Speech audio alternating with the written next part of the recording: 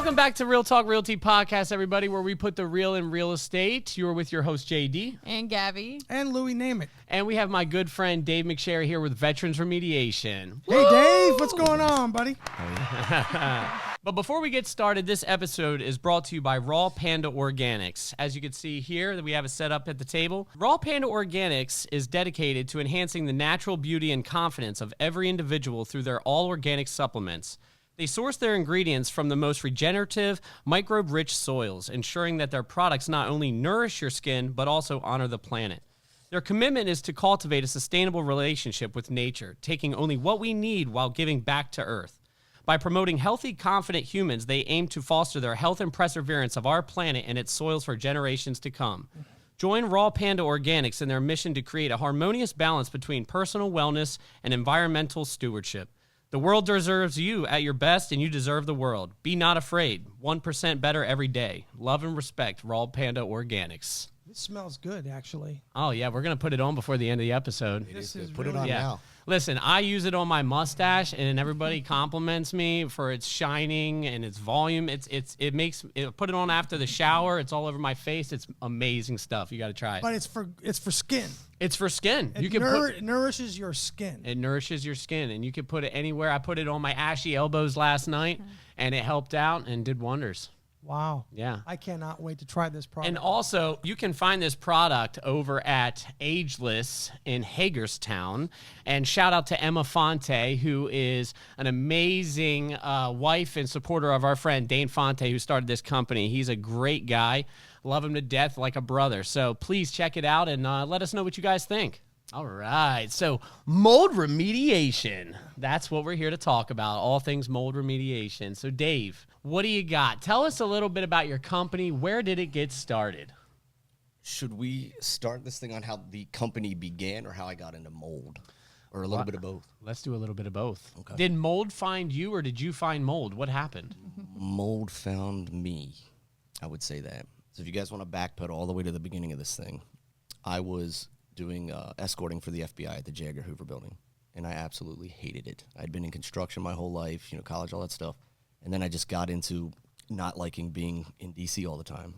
So a guy that had a remediation company brought me in to be a sales rep. And, you got to problem solve when somebody has mold. So it got interesting. So I left where I was. He brought me on as a rep. Started climbing the ladder with this company. They ended up sending me to the Caribbean.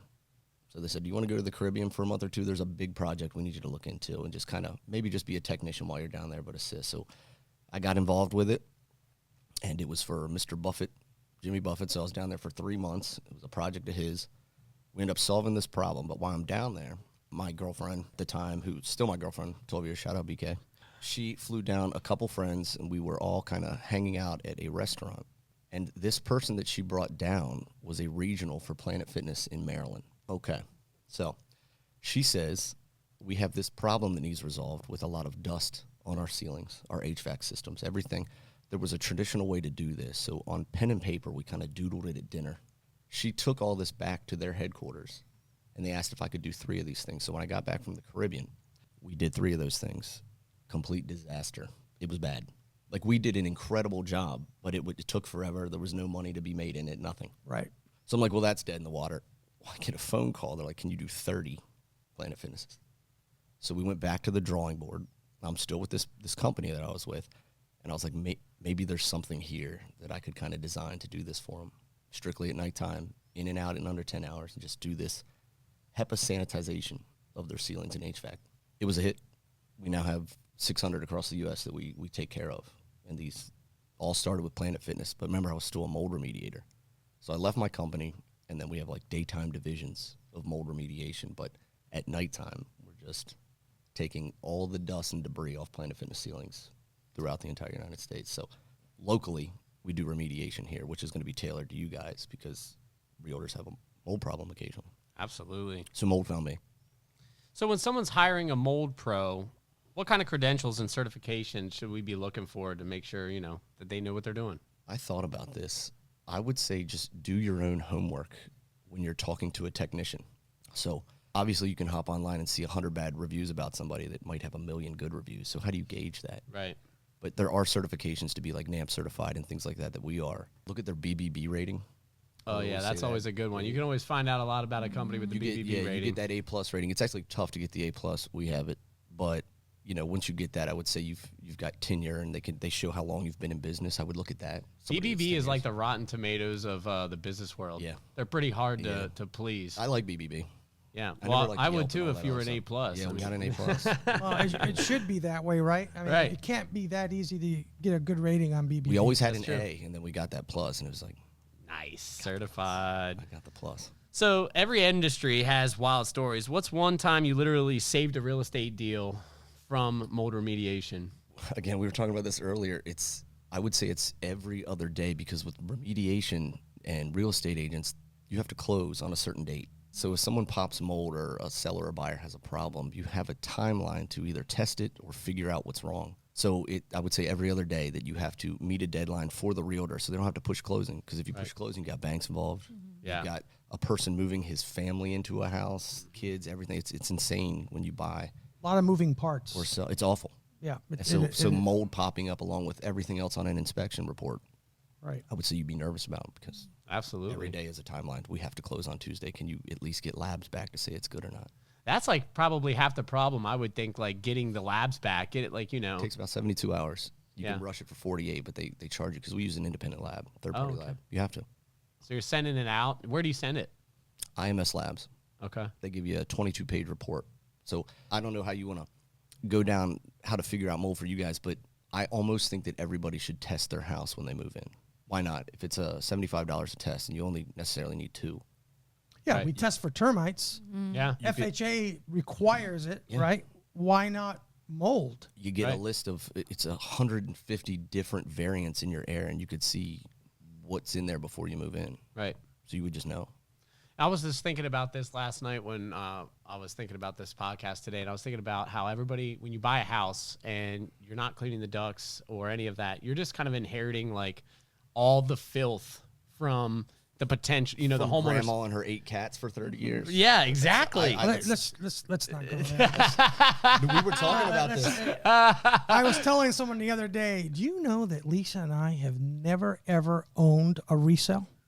Really? We've owned 4 homes, Me either. and every home that we've owned, even the one today, we built. Yeah. Damn. Fun fact. I cannot go into somebody else's funk. Can't Yeah. do it. Fun fact. There's more debris in your HVAC sometimes when it's new construction. Right. So what's behind a mold problem? Is it usually a leaky pipe, or is it some mysterious swamp energy? It's variable. So I would say a leaky pipe is the least of your problems, because you need 3 things for mold to thrive. You need moisture, right? You need a food source, and like water essentially could be the initiator of that thing. So you could have humidity, which is similar to water, but it's the same thing. You need those 3 things, or you could just have high moisture in your house.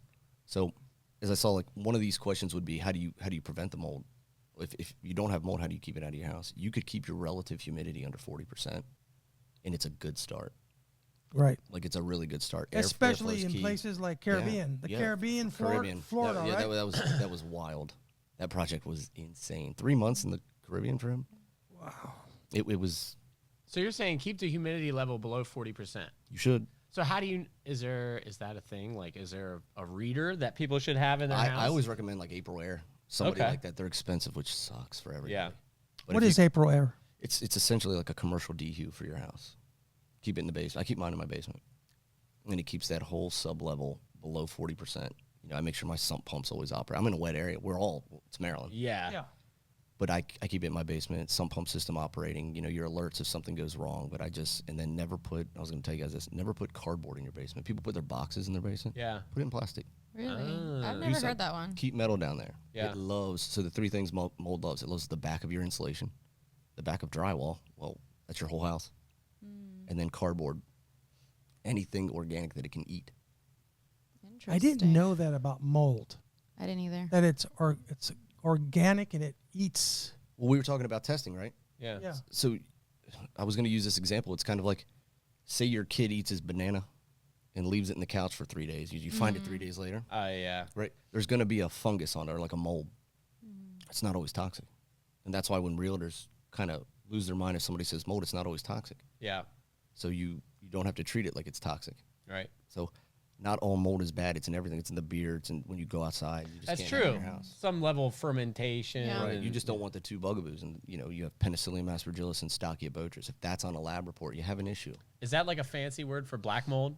Not all black mold is toxic, but yeah, Okay. you would say so. The mycotoxins in those 2 bad ones are what cause immunosuppressive disease. Lung issues. Well, we talked about this. Say you were a cancer patient. You always wonder why someone did well and someone didn't after treatment. If their house has high counts of any of these things, right, you're already immunosuppressed while you sleep because of the mycotoxins in your house. So This is talking to you makes this really a serious problem. I had it. I mean, a lot of people just don't know what they don't know in their Right. house. That's true. You should.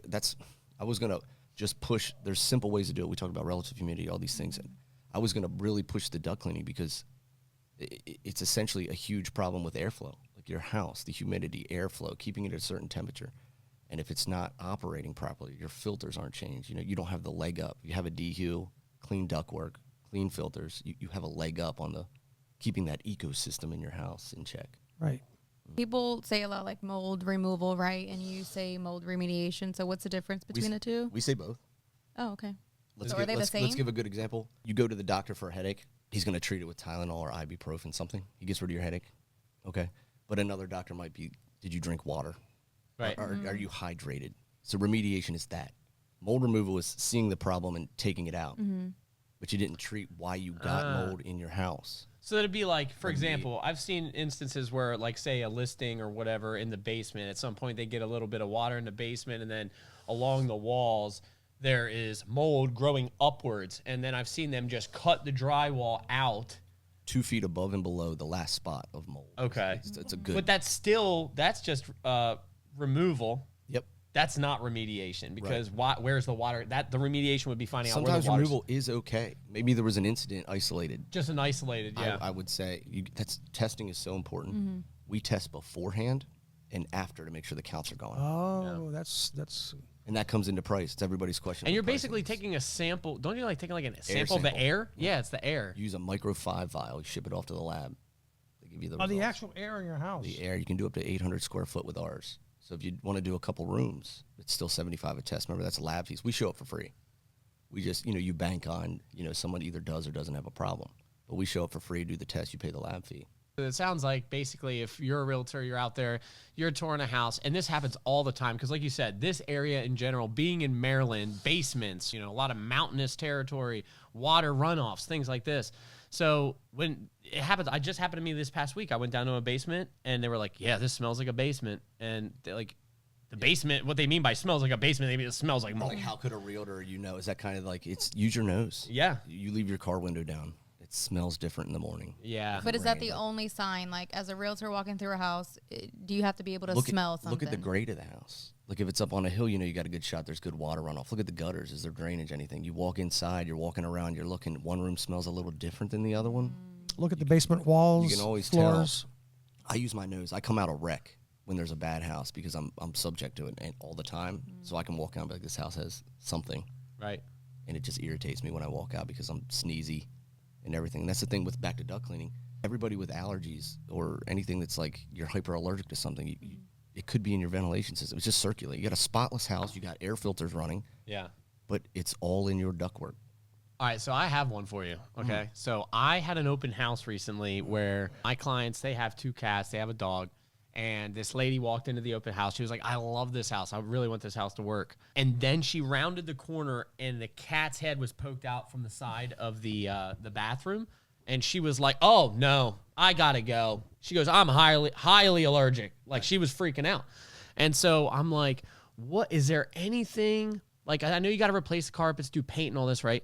What can you do? Is there duct work that kind of helps, like getting your ducts cleaned, that could help with maybe the transmittal of these, We use something called the HyperVac. I found this thing in Canada 10 years ago. This machine, it's a HEPA filter. It's a huge machine. You hook it up to the furnace or your downstairs unit, and you put the whole house under negative pressure, and then you agitate each line from the upstairs. So you're creating negative pressure throughout the entire house. And you're working everything that's in those debris down, and then you sterilize it when you're done. Our technicians bust it out in about 4 hours. And it's inexpensive with us. You'll see the guys online, it's like $99 to clean your ducts. Well, then it's $50 a vent when they get there. You're out the door at $900 or $1,000. Oh my gosh. And they're trying to sell you Structure something. the price up front, so that's what you pay when they leave. They're there. They could be there for 9 hours. It doesn't matter to them until they're done. All right. So it's the same. Did you say earlier that it's free to have you come out and just And test. yeah. I was with realtors. I was trying to build it in duct cleaning and testing when you get there. If you're spending $500,000 or $1 million on a house, something crazy, it's $250,000. What is $650 or something like that to clean the ducts and test your air? What is that to you? Yeah. Before you move into a house that wasn't new construction. Jeez, yeah. So you don't need it for new construction? You should do it for new construction because if I'm not going to name drop builders, a lot of builders, that roof goes on a little late. The trusses didn't come in. They're exposed. Behind your walls, you have this, that, and the other. Yeah. Everybody's happens. smoking on the job site or chopping up drywall while they turn the HVAC system on. Like your HVAC Urinating system, inside your house while they're working. Right. And if you're buying a new house, test it and do the duct cleaning, you're clear. You're fine. You're out the door. You got the paperwork from a lab. Yeah. And you rest assured. So let's talk time and money. What does a typical remediation cost? How long does it take to from freak out to finish? I like that freak out to finish. Freak out I to thought about how to word this because I've been a part of a $3 million remediation. I've been a part of a $300 remediation. It's so variable. How high is the count? Like, what are the test results showing? Is How it large the multiple house? rooms? Yeah, because you put rooms under negative pressure. You got to tarp that whole room. You got to get it under negative pressure if you're doing it right. For any listener, make sure your remediator is setting up a dehue before he gets there for a day or two. Get the humidity down. Your air scrubbing, your chem wipe down, your HEPA vacuuming the walls. If you do it correctly, it takes time. Everybody's pay is so high right now. You got technicians there. Everybody's equipment is so expensive now. So if you had to put an average to a remediation, say a basement of 800 square foot or something like that, you could be $3,000 or $10,000. Do you have to remove drywall? Is it gone? Is the insulation covered in it? It's so variable. And we talk to each person. We're not a franchise. So remember, a franchise, these guys are great. Serpro's great, but they have a corporate office. You have franchise owners, sales reps, you have technicians. Everybody's got to get paid in a remediation. So we individually talk to each one. Our sales techs just do the square footage, see what it's going to take to do it, and then we bid it accordingly. What's one myth that you wish agents would stop believing, like about mold? One myth. I can tell you a couple things you shouldn't do just off the top. Like if you hear somebody say they treated it with bleach. Oh, yeah. Well, bleach is 92%. But bleach kills everything, Dave. It does. You just put bleach on it. It's good. But Bleach it. bleach is, 92% water soluble? And Yeah. remember, this is a fungus with a root system. So you can use it on a non-porous surface, but you still got the root system. That goes back to remediation or removal. Got It it. doesn't look like it's there anymore. Right. You could probably get away with using it on your baseboard. That's a good question, Gabby. That is a good question. Get that. You should also not, when you hear the word mold, remember, not all of it's toxic. That's true. Do the test. It could just be behind something and you have a growth there. Yeah, when I got that first real estate, not my first real estate deal, but it was the first time I ever encountered mold, and I was like freaking out, and I called Dave up. And I think that was when I learned that like not everything is like going to kill, not every mold is black mold. That was kind of the under the impression that that's what it was, but it's not the case. I would freak out after the test. Yeah, You know what I mean? yeah. So you would just do the test and then see. Here's one. Tell the public, what are some of the repercussions from letting a mold problem grow and persist throughout the house? Because I've heard nightmare stories where people's kids were experiencing health conditions and health problems. I mean, I have one really good story. We had a sales rep that got to this house and she was on like respiration. She had always had breathing problems. This was in Fountainhead. And she was like, could we just check your basement? Because you're not selling somebody. We were just trying to find out, like, maybe you have a problem. And we get to this basement. We do the test. It comes back 100,000 spores per cubic meter, which is absurd. that's a lot of spores. That's a lot of spores. So many spores. So we remediate the house. It was a week-long project. She no longer needed a respiratory therapist, and she was off oxygen. So there's like a story that I have that actually changed someone's life. Wow. And I've had mycotoxin poison. I've had it before. So when you breathe it in so much, and it's From working? I had Lyme disease. So I when did too. When they were doing all the tests, Yeah. they found out that I also had mycotoxin poison. It's in your urine. Wow. So that's how they know. They test. It's a urinalysis. Jeez. And what they do is they'll give you glutathione and all the things in an IV drip. This is how serious it can be. And then they just put you on chlorella, clay, and charcoal. So those are binders because you can't detox mold. Oh, man. A lot of people cannot detox mold. Really? Correct. Well, be honest. What is the worst, most horrifying mold situation you've ever walked into? Paint the picture for us. The Caribbean. That was I would imagine, right? Because it's just freaking Hot. humid. no. Icy. It was human error.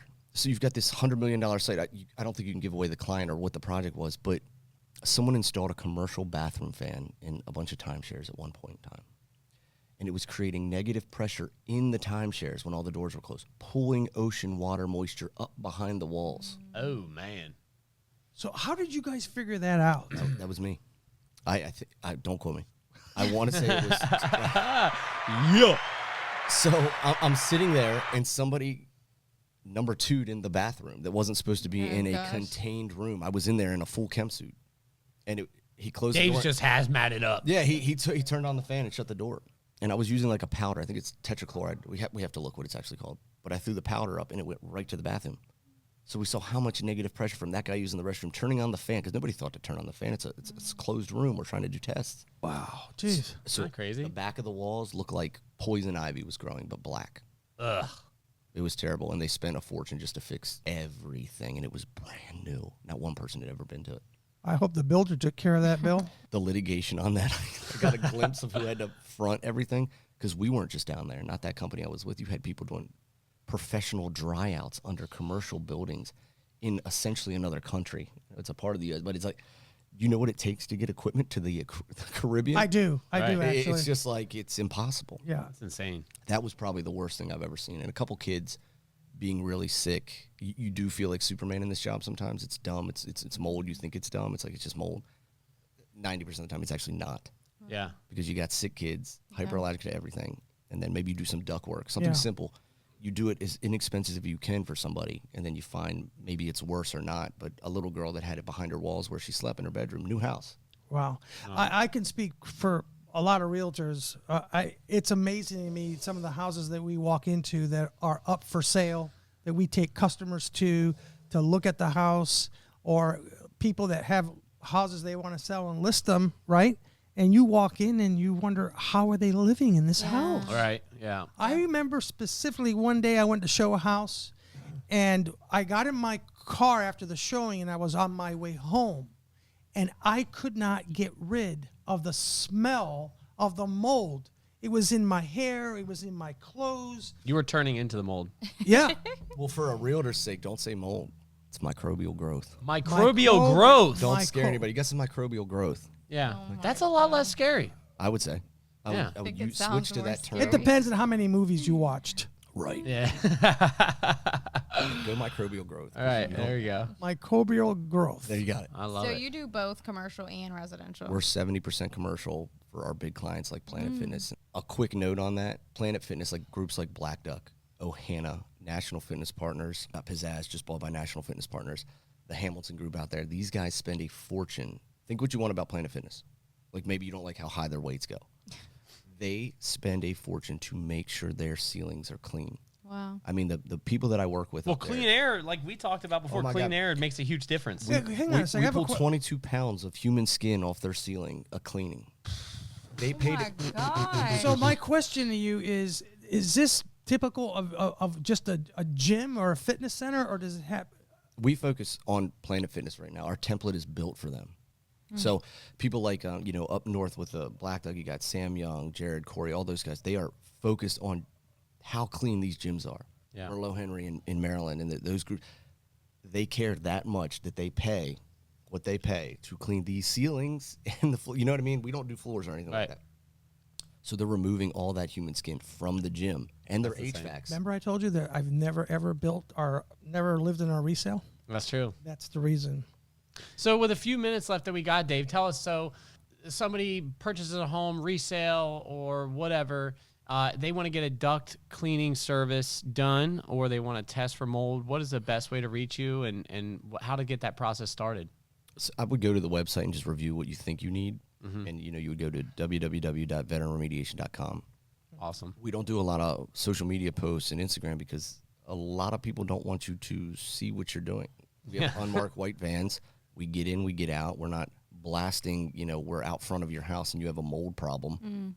As a neighbor, I'm like, oh, guys got mold. You know what I mean? Like, it's just like we show up and we could be doing anything. You're not pulling up in hazmat suits blasting Migos and then Right. just like walking in the house with a labeled you know, truck. Our technicians are in their polos, their shirts, their everything. You know, Yeah. they fit the part. They're professional, but we try to be in and out for everybody without blasting our service. Right. And it's love been that. 10 years. I don't think we've done one bit of advertising once. I have one last question. Are there any things that you recommend for homeowners, any cool gadgets or any upgrades that they can do to their house in order to keep their house mold free? I guess I would apply it to what I have at my house, maybe. So I keep a bunch of 3M standalone filters. I keep them in each room. It's kind of expensive to change out those filters, but remember, I'm really allergic to mold and things like that. So keep the dehu in the basement. And then I just monitor, because I live in a wet area, keep an eye on my sump pump, but just no cardboard in the basement. Keep the humidity down in your house. Keep the ventilation system clean and running. Change your filters. And that's a part of our service. We'll come out annually or biannually and change your filters so you don't have to. So we'll do the ventilation service and then set you up for that. But I would just, call someone like us or whoever you want to, use. Test your house, clean your ducts. No porous objects like cardboard or anything like that in areas that could get wet. I mean, never our even house- thought about it until this under moment. your sink, if you have something in a box that, like, even your towels or something, like whatever you use to do dishes with, it's made of something that mold can eat. Yeah. So you just want to keep that away from the wet areas. And think about it. Most under the sink areas, they have this particle board Yeah. that Which it loves. Well, it Which looks I like my love. week just got booked up. I got to go take all the things I have in my cardboard boxes in the basement and put them in Tupperware containers. Put everything in plastic. well, I'm going to try this stuff and let's see how Let me it get a little feels. fingy. There you go. I've already used it. I use it after I hang drywall because your hands kind of crack. Like if I'm ever doing something at the house or something. Yeah. So we use it for that. This smells really nice. And the guy that is doing this, he cares nothing of money. Yeah. This has is his- nothing to do with money. This This is how you succeed. This is Yeah. him. It's who you're buying from. He would give this away if it didn't cost the percentage to run the company. Gosh, are you Wow. serious? Right I know. here. Do you smell that? Right here. Here's another thing. Did you notice this? I put this on this morning, and then I went to the gym, jumped in the shower real quick. And, usually the shower is just going to re-dry your face out. There was like a barrier that kept the moisture. And I'm serious, like on my face. Like a wax. Yeah, it was just like, dang, like my face just felt like it didn't dry out just right after I was done working out. It's like a little barrier. I think he actually uses microbial growth. It is microbial growth. That's what I'm saying. So Yeah. on the opposite end, like your system is an ecosystem. Like, Well, Yeah. He's using it to treat I your think skin. that this is going to be bigger than us. I think this is a product that's going to be I know it nationwide, is. maybe worldwide. Once, agree. Once people hear about this because product. the guy cares a Yeah, lot. that's the thing. When you care, and he's passionate, man. And he's got a way to deliver the magnesium through your skin through the cream. So we're all deficient in vitamin D and magnesium. We are. So he has found a way to get that magnesium in there. Yeah. Wow. Super safe to wear outside in the sun, whatever you're doing. And listen, the ingredients you can pronounce, you could technically, I don't know if it's going to taste good, but you could take some on your finger and put it in your mouth and it's safe. Well, that's it for our podcast today. Brought to you by Kaizen, Raw Panda Organics. We love you. The next big product across next our big thing. country. All right, y'all. Thanks for joining us this week. I hope everybody has a great rest of your day, and we look forward to seeing you next week. And Dave, we're probably going to have you back because it was so much fun. I'd love to. Thanks, guys. Awesome. Bye, Peace. guys.